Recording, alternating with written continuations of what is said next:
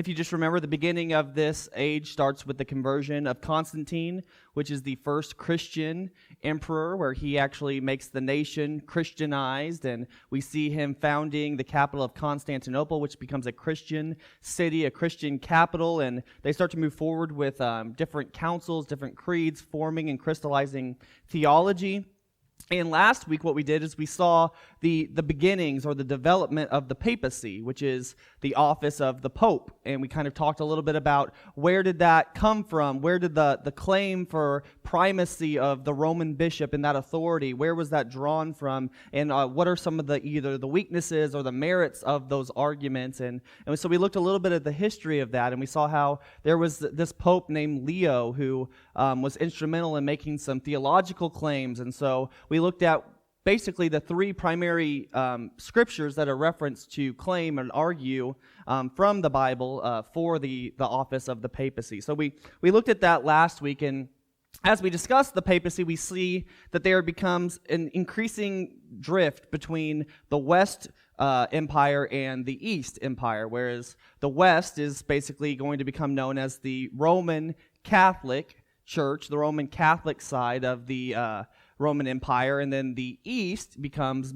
it's the Byzantine Empire, which becomes known as the Orthodox Church, the Greek Orthodox Church. So we start to see these two churches starting to separate more and more and develop their own personal churches with their own leadership, starting to become more and more in place. And so with that, tonight what I want us to do is we're going to spend a little bit more time looking at Eastern Orthodoxy, so the east side of the empire, and we're going to look a little bit about what's important to them and what makes them somewhat unique from maybe what we know as Protestants, as well as maybe a little bit more of an emphasis that they have in their worship compared to even some of the Roman Catholics, though it's not completely distinct from the Roman Catholics. And so when we look at Eastern Orthodoxy, it would be amiss not to talk about icons. When it comes to icons and Orthodox worship, it's basically essential. You can't really talk about what it means to worship in an Orthodox, Greek Orthodox church without discussing icons. Now, what is an icon, or if maybe you've never heard of that before? An icon is an artistic creation, which would typically be two-dimensional, like a painting. So you would have like a painting that is made by someone, but it could be three-dimensional, like a statue or something like that. But it's an artistic creation that's either a painting or a statue or something of that sort that's used for religious purposes. And usually these artistic creations, they are meant to portray certain images of Jesus or angels, spiritual beings, maybe Mary or some of the saints, different things like that. So you see these images that are either paintings or statues, and they have them of these different individuals.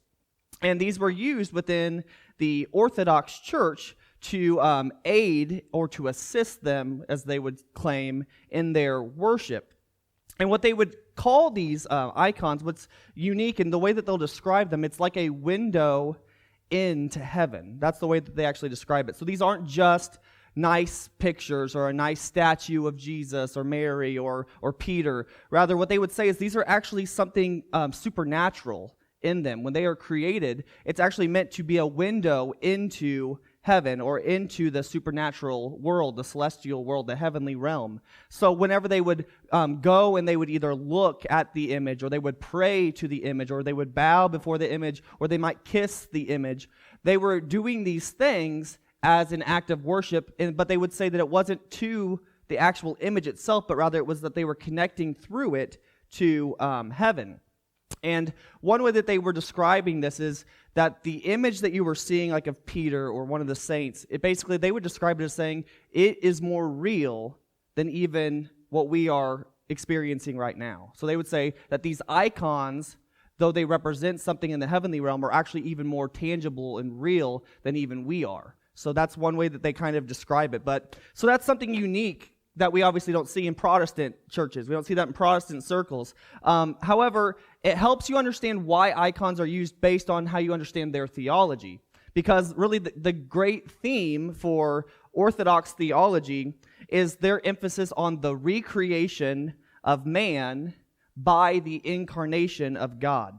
So we talk about both of those terms, right? The recreation of man, that would be the new birth, right? Being born again when you trust in Christ. Well, they focus on it slightly different, because what they say is that we are created in the image of God, or they would say the icon of God. So we're made in the icon of God. But when we sin, what we do is we fracture part of the image that God had created in us. So what we do is we're messing up our portrait or our icon. And so what God had to do to restore and fix the icon of God, the image of God in us, he would have to then make God become an icon of man, which is the incarnation. God becomes flesh. So that's how they actually are thinking about these things in theology. It's through the lens of icon. So in their worship as well as in their theology. So then, as we think about sin, right, as a Protestant, we typically think of it more judicial, right? It's kind of like, if we think of like a court of law system, right? We have broken God's law, therefore we are guilty of sin, and then the punishment then is death, eternal torment, right? Judgment, just judgment.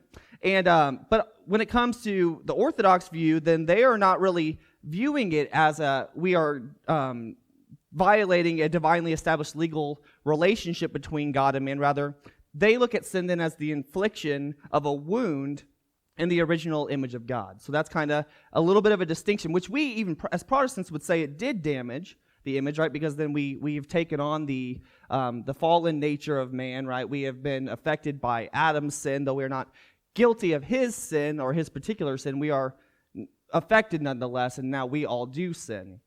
So they look at sin slightly different, and then that leads them to them looking at salvation slightly differently. So then they look at it consisting of the perfection or the completion of the full image in man of God, and Christ, the incarnate God, came to earth to restore that icon. So essentially, that kind of gives you at least some rough idea of what they're thinking about when they're talking about their worship, and why you might be wondering when you see, if you ever go to a Greek or an Eastern Orthodox church, why you might see these images on their walls. And you actually would see this in certain Catholic churches as well. But what's interesting about these images too is a lot of times when you walk into a church or one of these churches, or even in a lot of their homes, one of the first walls that they would actually have these different images. And many times the Christians in these denominations, what they would actually do is, before they would even greet the homeowner or they would greet others in the church, a lot of times they would first go and they would greet the wall of the icons. So that's something really different from how we look at and function in our own churches, right? So obviously, as we're talking about the icons, you can probably guess that there's some conflict. There's some debate about the usage of icons and what place do they play, if there is a place for them in theology. And as I studied, it looks like there's not really any strong evidence for icons being utilized in the church for the first 300 years of church history. So if we're looking, from basically at Pentecost to, about close to the time of where Constantine converts, we're not really seeing a lot of usage of icons within the churches. It's possible that whenever Constantine did convert, and we know that he started giving money to a lot of the churches, that they started to build a lot of these like basilicas, these pretty buildings, that maybe over time, though Constantine was not initiating it, that those things started to come into the churches around that time. But we do know that there's a point earlier, before Constantine, where there's a debate going on where Celsus, which I've mentioned before, Celsus was a philosopher, a pagan philosopher, that he basically hated Christians. And what he basically started to do was he started to critique the churches because they didn't have any images in their churches, that's actually important that that's being mentioned so early on in church history, saying there's not a lot of images in the church. And this is actually, he was saying this is a negative thing, because pagans would have all different types of artifacts, icons, imagery of different things. But Origen, which if you remember, he was the philosopher, theologian from Alexandria, very, very smart, very influential in our theology. Origen actually, once Celsus has passed away, he sees the work that Celsus had written, and he writes a long response explaining that's actually what makes Christianity so unique. Basically how Christ and how God is not limited to images. And actually, he uses a text in the Old Testament, Exodus 20, talking about one of the commandments in the Ten Commandments, which we're going to reference in a little bit and talk about. He used that as an argument for why they don't. So we actually see very early on, before the first 300 years of church history, we see a debate going on where basically the pagans are saying Christians don't have images or icons, and Origen's saying, yeah, and here's why. So we actually see that this is starting to be discussed early in church history. But around the time of Constantine and some years later, we see that icons do start to be introduced into the church. That's both on the west side and the east side. But they weren't being used in a way that we typically are seeing them in, like the Greek Orthodox Church, in which they actually are venerating them. Rather, what they do is they were using them for teaching and for decoration.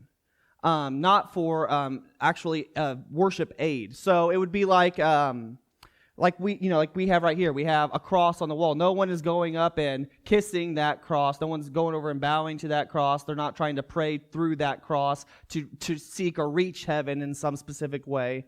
Rather, it's more decorative, right? Likewise, when it comes to the teaching aspect, I'm not sure how many of you know this, but where churches have stained glass windows, a lot of times in churches that has like a little picture of something that happened in the Bible, especially in the Gospels, that was actually used as a teaching aid throughout church history, because what it does is for those who are illiterate, which would have been a large number of people who couldn't read the Bible stories, right? So what they would do is, as they're teaching, they would be able to look at the walls or look at certain pictures, and it would be able to be a teaching aid for them. So they could kind of learn and remember the stories, remember kind of what was happening here, and kind of start to picture it. So we see early on then that there is around the time of Constantine where we start to see them be utilized for teaching and for decoration, but not for veneration. But we see kind of a shift happen around the 6th century. So if you just think there, we're around 700-ish, or say 500-ish. And what we see here is that the church and the state start to be really encouraged to develop these icons, start making icons within their church, as well as start to honor a lot of the monastic holy men. So if you remember the monastics, that's the monks that were living righteous lives. So it started to become practice in the 6th century where a lot of these icons are starting to be formed, and people are starting to honor a lot of these holy men through the ages of the past. And so we see this start to spread, but by the end of the 7th century, so if you just think about 100-ish years, 150-ish years, from there we see that feelings for the icons actually start to shift. And we start to see a lot of people that start to be very opposed to them again. So you see some early on with Origen, who's kind of opposed to it. We see that there's some adding in with the decorations, right, with the teaching element. But then we kind of see a shift on the other side again, where it goes to where we get these people that they completely oppose icons. And one of the main reasons for that is because many Christians were failing to distinguish between the holy object and the holy person with the spiritual reality that it was meant to represent. And so what ends up happening, if you can probably guess, is a lot of these people fall into idolatry, right? So they're no longer worshiping God, and these images are meant to help that. Rather, they actually start to worship these images. They start to worship the icons, whether that's Mary, whether that's Peter, Paul, or a vast number of other angels, things like that. So they actually start to worship some of these things. Now, this isn't everyone by any means, but it becomes so much of a problem that the churches are starting to take note of it. And it even gets to the point where Emperor Leo III, so he, obviously, remember, we know emperors, they're Christianized here. So he's involved in the churches, and he sees this going on. And he actually openly declares his opposition to the icons. And this is one of the first times that this is publicly stated. So we see Emperor Leo III, he declares opposition. And there we start to see what is known as the iconoclasts, which are also known as the image breakers. So this becomes a group within Christianity where what they do is they actually start going around any church or any place of worship where they see these icons. They actually go and start destroying them. And it gets, like this becomes one of the biggest controversies within the East specifically. It started small, but then it gets bigger and bigger to where you have churches divided on this issue. You have some that think that it's great for worship, it helps with worship. You have others that basically say it's complete idolatry, we're getting rid of it. So you have this big controversy going on. And what they're basically wanting to do is they want to replace these religious icons with the traditional Christian symbols, is what they call it. So instead of icon, they use symbol. And the symbols that they wanted, the iconoclasts, they wanted the cross, the Bible, and the elements of the Lord's Supper. They thought that those were good things that could be viewed, looked at, and they could be symbolic to remind us of certain things of Christ and of the Gospels. But they were adamantly opposed about many of these images and these statues. So with this debate ongoing, one of the most prominent proponents for the icons, his name is John of Damascus. Maybe some of you have heard of him before, but John of Damascus, what he does is he argued that the icons, they should be honored and venerated in much the same way as the Bible or the symbol of the cross. So what he would say is, like you view the Bible, right? We don't worship the Bible, right? But we definitely hold it with reverence. We respect the Bible. We care about the Bible. Many of us would probably never burn a Bible, right? Even if it was old, we probably wouldn't burn it. So basically what they say is, this is kind of how we need to view a lot of these icons. We need to give them honor, veneration, respect, but we don't ever worship them. So he's trying to make a distinction between veneration and worship. And he goes on to say, and icons are not meant to be worshipped, but rather they're to remind us of the original source. So when we're looking at a statue of Mary, we're reminded of who Mary was and what she did, not that we worship her. And so that's really the distinction that the Greek Orthodox, they make today. And it's so important that we are fair to the Orthodox, even if we disagree with them, that they clearly are arguing we are not worshiping these things. So it would be unfair to say, hey, they believe in worshiping this idol, or not idol. They wouldn't call it an idol. We do not worship this icon. Rather, we venerate the icon. And this is where it's really difficult because I'll read this now. Exodus 20, verses 4 and 5. So this is the second commandment of the 10 commandments, right? And it says, you shall not make for yourself a carved image, any likeness of anything that is in heaven above, or that is in the earth beneath, or that is in the water under the earth. You shall not bow down to them, nor serve them, for I, the Lord your God, am a jealous God. So there's a little bit more to that verse. I'm just going to stop there, though. So what you see is they're making this distinction between veneration and worship, and it's hard to really notice where the difference is. And like I said, I want to be charitable to them because they are saying there's a distinction. They're not wanting to say that they worship these icons. But it's very hard to see where bowing down, kissing these things, praying to them, and sometimes even thinking that they can receive certain sacramental grace through them, it's almost hard to see where the line is blurred to where worship and veneration start and end. They do make a couple arguments that I think are valid in some respects, where they would say if you were to bow in martial arts, or if you were to bow to a king, that wouldn't necessarily be worship. So likewise, you could bow to these things and it's not necessarily worship. Or likewise, you could kiss your spouse, your child, a friend, and that's not necessarily meaning you're worshiping them. It could just mean you're honoring them. However, whenever you see this second commandment, even if veneration isn't the exact same thing as worship, you got to at least recognize that it could be very tempting to become worship. And we got to remember, and I think sometimes we in today's world, when we talk about idolatry, a lot of times we're like, well, back then they looked at images and stones, but today, idolatry for us is money or is lust, and that can be an application. But I think sometimes we forget that we can still be a lot like the people in the Old Testament. And I think sometimes we can have images or pictures or statues, and we can almost give them a little bit too much holiness and reverence, and we start to attribute these things that are inanimate objects. So I think that there's definitely a concern when it comes to this, when it comes to trying to figure out if there is a distinction or if it's really just a distinction without a difference. So As we see, then, this continues to be a highly debated issue in the Eastern Church for many, many years. And we see different popes, different individuals that one point that they seem to agree with it, and then it shifts with different leadership, kind of like with other things. And just depending on who's in leadership really is depending on whether or not this is affirmed or not. And at one point, there's even Pope Gregory the Great, who he doesn't encourage people to destroy the images, but he basically just he doesn't even do the veneration piece, though. He just says they can be helpful for the teaching. So there's these, the different views, there's the middle ground, there's a lot of different positions on this topic. So we see then icons are very important, different for us, but important to understand Eastern Orthodox.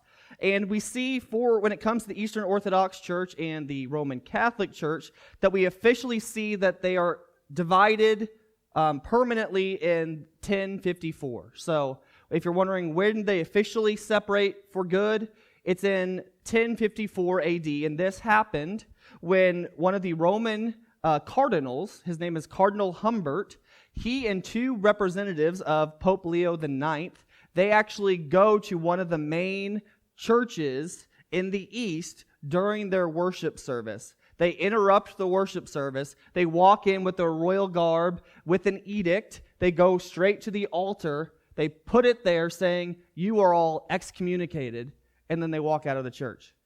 So that's what happens in 1054. That's where we see, because there was already tension with the papacy, tension on a few other theological matters. Obviously, there was some political movements and authority thing with Constantine moving to the east. So we see all of this tension, but this is definitely the nail in the coffin here. When you have the cardinal coming and basically disrupting a worship service and saying, "You're excommunicated, everyone here is basically anathema," that's where the drawing line happened. And so in the East, then, we see that with that excommunication, we also start to see that there become multiple military losses. And it gets to the point where even Constantinople is eventually seized when we have many of the hordes of barbarians that come in from Europe, as well as when we see the spread of Islam, which will be a little bit later. But you're going to see how Islam really starts to take over a lot of this area, and now they have control of Constantinople, which I believe is Istanbul now today. So we see that there's this divide. We see that there's different individuals that start coming in with military losses where they eventually lose more and more ground. And now today, when it comes to the Eastern Orthodox Church, we only really see in Greece and half of Cyprus where this church really remains, with the additional exception where later in the 9th century, where there is an individual named Boris, who was the king of the Bulgarians, he converts, as well as Vladimir, which is a grand prince of Kiev, and a lot of the parts of Russia end up converting in the 10th century. So really, those are the main areas where you're going to see Greek Orthodoxy still existing today because of a lot of those divisions that happened in the military losses. We see in Greece, half of Cyprus, some of Bulgaria, and some of Russia. So those are basically the primary areas that you're going to see that denomination today. So that is Eastern Orthodoxy. And now we're going to move into looking at the mission to the barbarians. So this is where we start to see Rome being sacked, Rome being overthrown, where part of the barbarian hordes that we see taking over the east also impact parts of the west. And so when we look at the coming of the barbarians, it's first important that we see, why did the Romans even call them barbarians?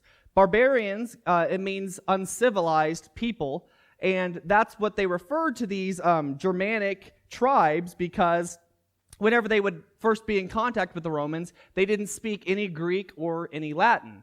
And to be educated, to be civilized, and their view was basically to speak those two languages. You were a sophisticated person if you could understand Latin and Greek. However, they didn't speak any of those. They only spoke their languages, and they also were a lot more of a fighting, warlike people. You know, if you can think kind of Vikings style is what we're looking at here. And they're actually kind of a sect of that later with the Vikings.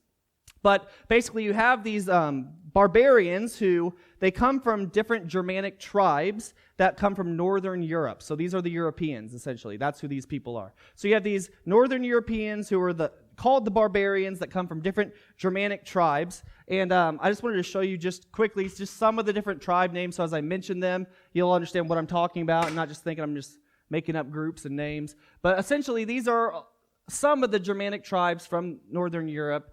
You have the Vandals, the Franks, the Angels, which I looked, it is LES, which is weird for this group. You have the Saxons, which if you notice that becomes Anglo-Saxons later.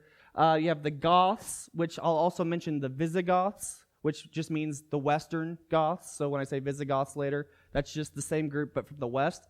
You have the Lombards and the Burgundians. So there are other groups, but these are essentially some of the major players that were in different groups that start to sack a lot of Rome, a lot of the empire in different areas. And these are a lot of the different groups that the church starts doing mission work to and starts to reach a lot of these different groups. So just so you had those, and I'll keep those up for later if anyone wants to write those down. But I'll just keep the timeline up just so as I reference, you can continue to see where we're going.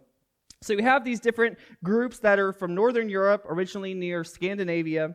And what we see is whenever we look at the recordings of Tacitus, which some of you may be familiar with because we actually reference Tacitus for apologetics a lot to defend the historicity of Jesus Christ. Because Tacitus, who was not a Christian, he was a Roman historian, didn't like Christians, but he even references Jesus and a few of his family members at different times, so that gives us evidence that Jesus existed. But this Roman historian Tacitus, he talks and writes about the Germans, and what he says about them is that they were notoriously heavy drinkers and gamblers, which, you know, that's probably not too uncommon today for Germans, right? No, I'm just kidding. I'm German. No, but that's one of the things he says, that they were strong drinkers and gamblers. However, which is rare, that he actually does praise them for some things. He says that he is respecting that they are very courageous. They're not afraid of battle. Whenever they would go in, they would be very courageous. They would also be very loyal to their people. You're not going to see them trading and betraying one another a lot of the time. They would be pretty loyal to their tribe. They also had a respect for women, which was unique in a lot of these cultures. A lot of tribes, different groups, didn't give women as much respect as these groups did. And they also were free from a lot of the Roman vices that we see kind of, a lot of them lead to their downfall in a lot of different ways throughout history. So we see that they have some positives and negatives for these different tribes. The Germans also were well known for loving to tell stories, tales about their heroes and about their gods. And today, we even know of at least one for sure, I know most people know, which is Thor, right? One of the Nordic gods, Thor, which also is attributed to the Viking gods, right? So we have Thor, and we get, even from the stories and the tales, we have him as a Marvel character, right? He's one of the Avengers. We also get Thursday from him. That means Thor's Day. You also have Woden, which is where we get Wednesdays from. It's Woden's Day. So these are some gods that they used to tell stories, and they were so proud of these different ones with their different abilities. But that's basically what they were believing in before they obviously come and convert to Christianity. So we officially see in 476, this is marking the end of the Christian Roman Empire. So I know this is part 4, so we're finally there. In 476 AD, that's when most historians say this is when the Christian Roman Empire ends in the West, based on the rule of the German leaders. However, when it comes to this date, which we see here, the fall of Rome, right? Really, it started with the sack of Rome, and it's slightly off on my little chart, but it's 410, so it'd be a little bit closer probably here.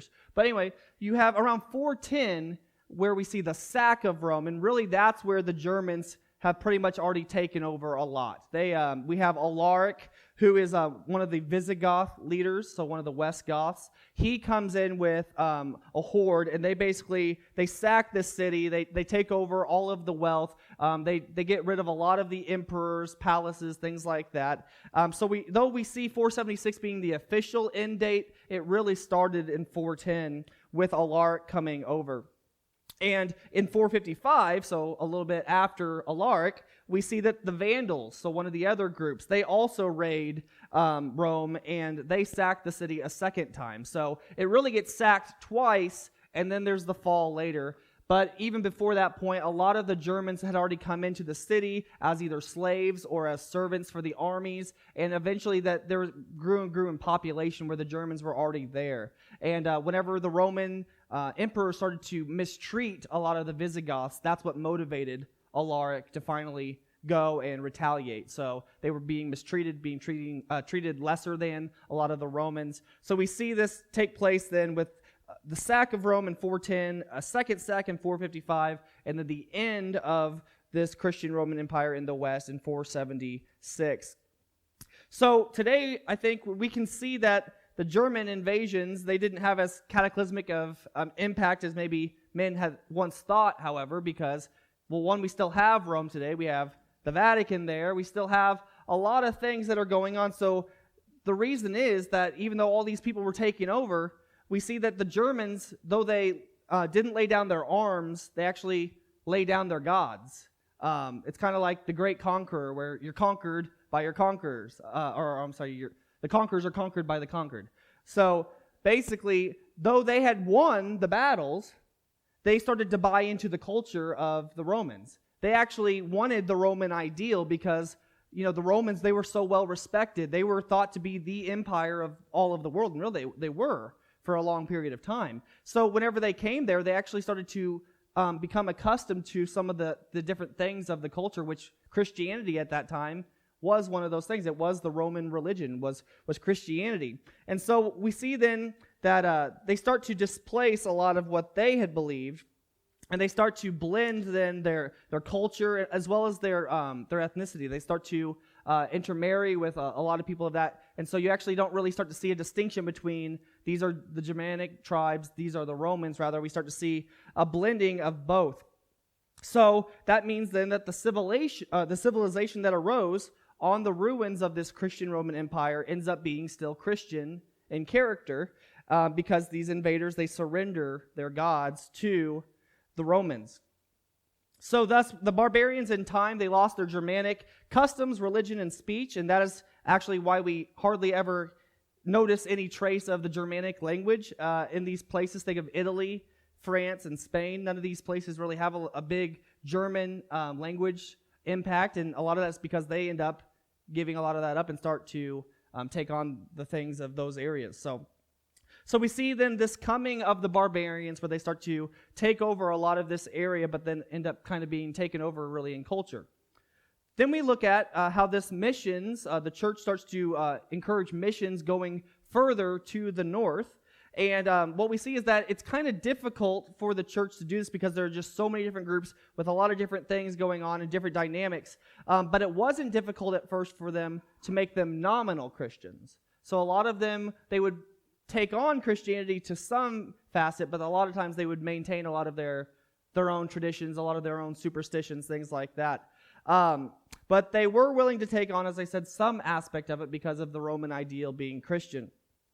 However, the two avenues that we typically see these barbarians coming to Orthodox Christianity, and when I say Orthodox, I mean just right theology, not just specifically Eastern Orthodox. But when it comes to this, they come really through two forms. It's either straight from paganism, so they go right from paganism straight to Christianity, or others were going through Arianism to Christianity. So if you remember Arianism, that's one of the early Christological heresies, or one of the false teachings of who Jesus is. And what they denied was that Jesus was equal to God, that he was the same substance of the Father. Rather, they said that he was a lesser deity, that he wasn't eternal, that he was created, and then he became a lesser but good deity. So basically, a lot of these German tribes, they would go through Arianism, which then finally led them to Orthodox Christianity. But we do see that there's this push from the Goths going into a lot of these other German tribes where we see Arian Christianity for a period of time. Then we see, when it comes to that, though there are these German converts, we see that a lot of groups are actually not German that come to Christ first. And we see this specifically with the Irish, or the Celtic people. And I looked that up, and I've always wondered, because I hear Celtic and Celtic, and apparently they are both right. Different times, different dictionaries, things like that, they give you different pronunciations. But whether you call it Celtic or Celtic, It's the Irish Celtic people that are one of the first groups that come to Christianity in the north. So as they're going forward trying to evangelize a lot of these German tribes, we see that the Irish actually, they come to Christ in the early 5th century. And many of you, I see Russ has already mentioned it, one of the big factors is St. Patrick.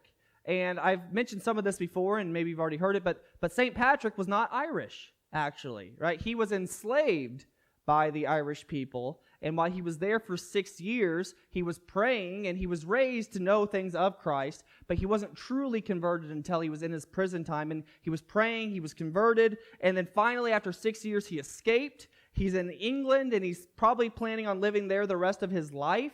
However, what is said in what I've read is that he has a dream. And in the dream, he basically is being told by these infants of Ireland that they're crying out, saying, we need you to come and preach Jesus to this area, that you need to bring the gospel to Ireland. And so he feels the weight of this, and he probably knows the Great Commission of Matthew 28, 18 to 20, which I'm sure many of you obviously know, but I'll read it for us again. And I always think of the Great Commission whenever I think about the story of St. Patrick, because this is literally a guy that was enslaved by these people, and he ends up, whenever he's completely free, safe, decides to go back, put himself in danger so that he can tell them about Christ, that he shows them the love of Christ. But Matthew 28, 18, see here, 18, one more page. Nope, 2 more pages. 18 to 20. It says, and Jesus came and spoke to them, saying, all authority has been given to me in heaven and on earth. Go therefore and make disciples of all the nations, baptizing them in the name of the Father and the Son and the Holy Spirit, teaching them to observe all the things that I have commanded you. And lo, I am with you always, even to the end of the age. Amen. And I think what's powerful about this is this reminds us the calling for the church, as we're thinking about missions, right, as we're thinking about evangelism, going out with the gospel message, is that it's not just for our local area, and it's not just for those people that we like. It's actually for our enemies too. Jesus died for his enemies. He died for the rebels, right? And so St. Patrick is a wonderful model for that, to remind us that we are called to go to the nations, to share Christ, to share the gospel message, and even with the people or the tribes that we don't like, that might even be barbaric to us, right? We are called to go to these tribes with the gospel, and that's what the Great Commission reminds us. So that's what we see with St. Patrick. He becomes a missionary to the people who once enslaved him, and because of that fact, we see a great mass conversion of Ireland, where Ireland becomes the base for the evangelization of Britain. So because of Ireland's conversion, we see Britain's conversion that happens later, where multiple Celtic monks from Ireland and Britain both established monasteries, and they go in Germany, Switzerland, and parts of Italy. So we see all of these different things happening, moving up in the north for missions, and then we also see the first barbarian of significance that converts to Orthodox Christianity, and his name is Clovis. So if you can see him there with the baptism of Clovis. So Clovis, he is the first king of the Franks. So that's one of those Germanic tribes, right? And what happens is Clovis is the king that assembles a lot of these smaller tribes and makes them the Franks. So he's like responsible for making this tribe basically whole. And he's initially not a Christian. He actually thinks that it's really nonsensical. But he's married to a Christian, which her name is Clothilda. And Clothilda, being a Christian, was obviously witnessing to him, things of that. And whenever they had 2 children, both of them, she convinced him to baptize them. So they baptized both of their children. And the first one, after being baptized, dies, gets sick. And Clovis basically blames the baptism and saying, this is why we shouldn't have done it. Actually, Clothilda, though, which is odd from what I read, is she actually celebrated in saying he's in glory. He's not in pain anymore. So she really didn't seem to be upset or think that the baptism was an issue, whereas Clovis obviously was. But then the second child, Clovis also allowed to be baptized, and then that child got sick right away. So then Clovis is really thinking this baptism thing isn't going to work. But his wife continues to pray, and this child ends up being fine and lives on. But so we see that Clovis, he's not really a big fan of Christianity. And it's not really until he gets into a battle with the Alemanni tribe, and he's basically losing in this battle. He's basically thinking he's going to die. He's thinking everyone's going to die, they're all going to lose. And so what he does is he cries out, prays to Jesus actually, because his wife had been constantly talking about Jesus to him. He's like, Lord, if you'll give me the victory, if you truly are the Son of the living God, if this happens, I'll commit my life to you. And basically the way it records is there was a huge turning point in the battle where the Alemanni tribe was defeated, their king was killed, and the rest, they fled. And Clovis did what he promised, and he renounced his gods in front of the local bishop, and he was baptized in the name of the Father, the Son, and the Holy Spirit. And what's so significant about this baptism for the Franks is that whenever he was baptized, being the king, it led to 3,000 others that decided to be baptized following his leadership. So you start to see that immediately with his baptism, you see that Christianity starts to expand within the Franks. And this becomes mass conversion after mass conversion because of that.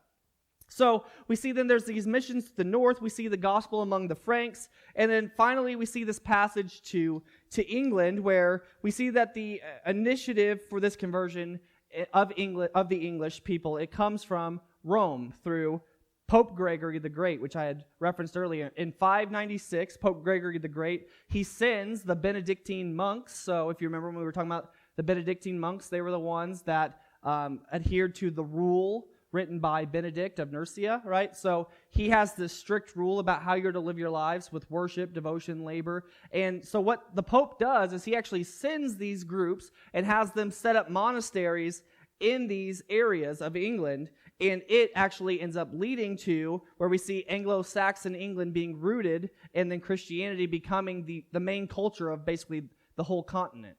So you see that this starts to really just spread throughout the area with rapid force, with all of these different Germanic tribes that are conquering, that are attributing part of culture, and now are actually accepting a lot of Christianity. Now, that doesn't mean that they were all perfect and that their theology was great, because there are still examples where many of them are thinking Jesus is a glorified warlord, which obviously that's not necessarily how we would probably first describe Jesus. That doesn't mean that he's not a king or a conqueror, but that they were kind of wanting to picture him as their barbarian style Jesus. But over time, we see that it did have a huge impact on this continent because of mission work and the church being faithful in evangelizing the nations.